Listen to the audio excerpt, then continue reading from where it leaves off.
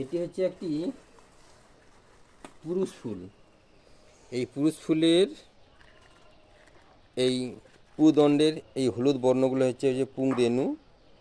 সাধারণত বিভিন্ন পতঙ্গের দ্বারা এগুলো পরাগায়ন ঘটে, কিন্তু বিভিন্ন ফার্মে কি করা হয় না, মানুষ দ্বারা এই পরাগায়ন করানো হয়ে থাকে।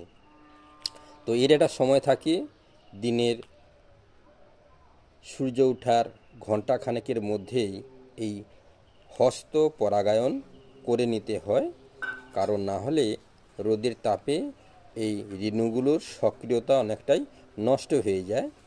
তাই আজ এই হস্ত পরাগায়ন কীভাবে করা হয় থাকে সেটাই দেখাচ্ছি।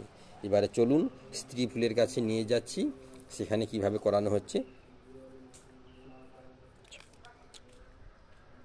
ফুলটাকে প্রথমে এভাবে কেটে নিতে হচ্ছে, কারণ না হলে ভিতরে রেণুটা ফেলানো সম্ভব হবে না। এইবার এইটি হচ্ছে ফুল, এই ফুলের এই ভিতরের অংশটাকে ভালো করে লাগিয়ে দিতে হবে।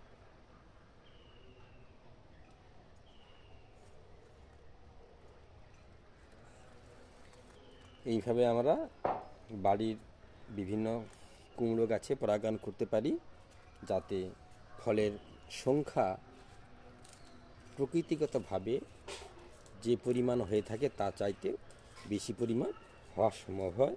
তো বন্ধুরা, আপনারাও এইভাবে বাড়িতে যে সমস্ত কুমড়ো গাছগুলো হয় তাতেও করতে পারেন। আর যারা নতুন এসেছেন আমার পেজটিকে ফলো করবেন আর কমেন্টে জানাবেন আপনাদের নিজস্ব মতামত।